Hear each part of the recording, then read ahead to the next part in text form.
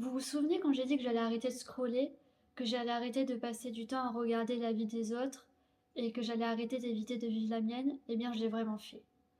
J'ai arrêté de scroller pendant une semaine. Pas d'Instagram, pas de TikTok, pas de LinkedIn, pas de YouTube, rien. Et c'était pas juste un challenge cool à poster sur les réseaux sociaux. Non, pas du tout. C'était vraiment un challenge que je faisais pour moi. Et ce qui s'est passé, c'est intéressant. Pas facile, mais intéressant. En fait, l'objectif, c'était de voir ce qui se passait quand j'arrêtais de regarder tout autour de moi et ailleurs. Vous savez, quand vous regardez vos chiffres, enfin vraiment vos chiffres, je veux dire votre temps d'écran que vous consacrez au quotidien sur votre téléphone, eh bien c'est affligeant. Personnellement, moi je regarde entre 4 et 5 heures mon temps d'écran. Pour un créateur de contenu, on va dire que c'est normal parce que c'est son métier, mais quand t'es pas créateur de contenu, c'est juste du doom scrolling. Donc arrêter le scroll, ce n'était pas un challenge, mais une nécessité.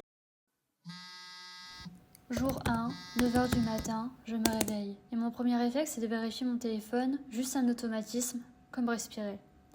Et là, rien. Pas de scroll possible, c'était extrêmement bizarre. Honnêtement, les 2 premières heures, j'étais angoissée. Pas encore angoissée comme oh ma vie est finie, mais angoissée comme quand tu te rends compte que tu sais pas comment être sans ça, sans ton téléphone. Donc j'ai fait ce qui se passait logiquement après, j'ai ouvert mon carnet et j'ai écrit, sans filtre, juste les pensées qui arrivaient, les vraies pensées, pas celles que je mettrais en story, pas celles que je dirais pour avoir des likes, les vraies.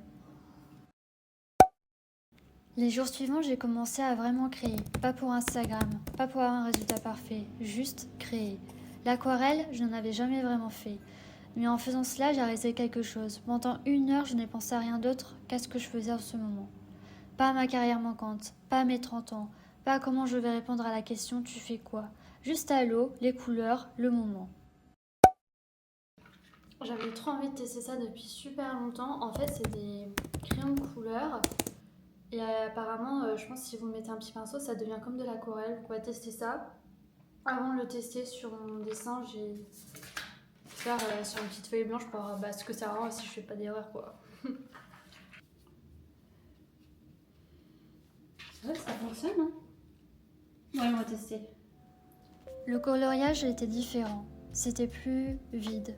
Dans le bon sens. Parce que dans ma tête, il y a toujours du bruit. Toujours quelque chose qui tourne. Et le coloriage, ça demande juste assez de concentration pour éteindre le bruit. Mais pas assez pour que tu dois vraiment réfléchir. Et je crois que ça m'a manqué.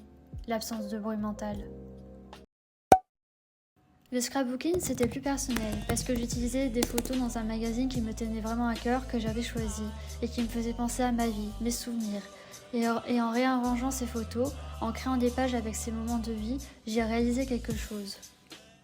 J'ai une vie, elle est riche, j'ai des gens que j'aime, j'ai des amis, je fais plein d'activités, j'ai la chance de pouvoir voyager, j'ai la chance de pouvoir aller au musée assez souvent, de pouvoir assister à des expos, des concerts.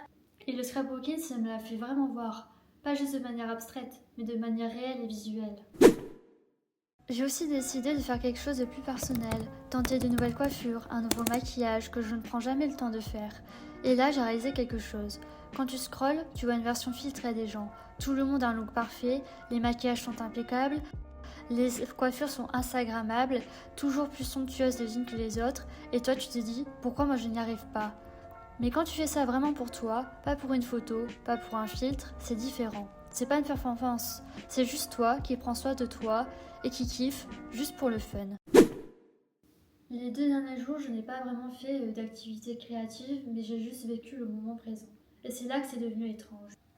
Vous savez ce qu'il y a dans le vide? Vos propres idées. Quand vous arrêtez de regarder partout, quand vous arrêtez d'absorber le contenu des autres, il y a juste vous. J'ai eu des idées, des vraies idées, j'étais tellement inspirée. J'ai enfin clarifié exactement ce que je voulais. Je voulais pas juste faire des vidéos pour dire de créer des vidéos, mais j'ai su pourquoi je voulais le faire, pour qui et comment. Donc voilà, une semaine sans scroll. J'aurais pu te dire j'ai fait 6 activités créatives et voilà ce que j'ai fait. Mais non, ce n'était pas l'objectif de cette vidéo. C'était pas vraiment ça. Ce qui s'est passé, c'est qu'en fait j'ai arrêté de fuir. J'ai arrêté de me comparer aux autres. Je me suis reconnectée à ce que je savais déjà. J'ai compris que la peur est naturelle. Et j'ai réalisé que créer est beaucoup plus important que consommer. Puis quand tu vois les photos des autres avec leur vie parfaite, leur succès, leurs moments positifs, bah forcément, il y a très peu de gens qui montrent les aspects aussi négatifs de leur vie sur les réseaux sociaux.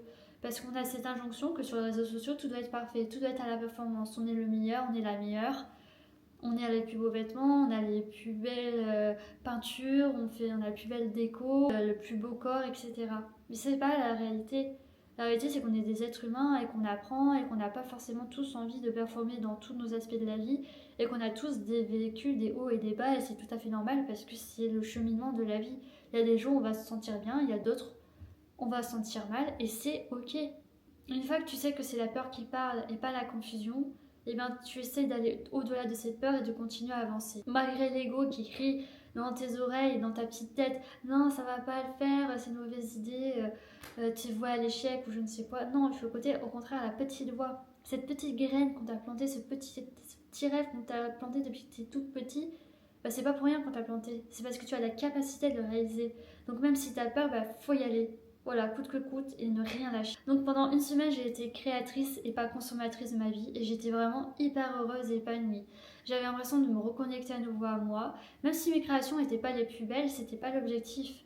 Personne ne les voyait. Juste l'acte de créer, ça m'a complètement apaisée et ça m'a permis d'avoir une vision beaucoup plus claire. Je vais pas vous dire que depuis ma vie a été magique et qu'elle a changé drastiquement. Non, bien sûr que je scrolle à nouveau, mais beaucoup moins et avec plus de conscience. Quand je scrolle, eh ben, je me dis est-ce que c'est vraiment nécessaire? Là, ça fait 20 minutes que tu scrolles. Est-ce que tu dois continuer à scroller? Est-ce que tu as retenu au moins une vidéo que tu as vue pendant ton scrollage?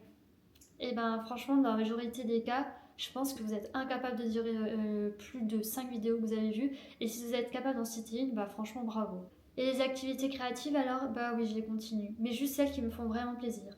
Par exemple, je continue à faire du scrapbooking et aussi de l'aquarelle parce que ça me permet de me focaliser sur le moment présent. Mais en fait, surtout, le plus important, c'est que j'ai accepté que je ne suis pas perdue. En fait, je suis juste terrifiée. Et avec la peur, on peut vivre et on peut la devancer et se challenger au contraire. Vous, peut-être aussi en regardant cette vidéo, vous dites moi aussi je suis perdue et vous ne savez pas par où commencer, ni comment, ni par quoi. Mais en fait, c'est pas grave. Faites. Même si vous savez pas, vous saurez peut-être au fur et à mesure en fait. Et même si ce n'est pas le scroll votre problème, c'est la procrastination, le perfectionnisme ou encore votre entourage, et ben n'écoutez rien de tout cela. Surtout que je pense que la question est la même pour tous. Êtes-vous en train de fuir ou êtes-vous en train de vivre votre vie? Et si la réponse est que vous fuyez, eh bien vous savez ce que vous devez faire. Ça ne doit pas être une journée sans scroll, ça peut être une journée sans procrastination, sans perfectionnisme, sans besoin d'être validé par le regard des autres constamment. Juste vous. Et face à vous et à votre conscience, en tout cas moi j'ai choisi d'arrêter de prétendre que je ne savais pas. Et vous, qu'allez-vous choisir?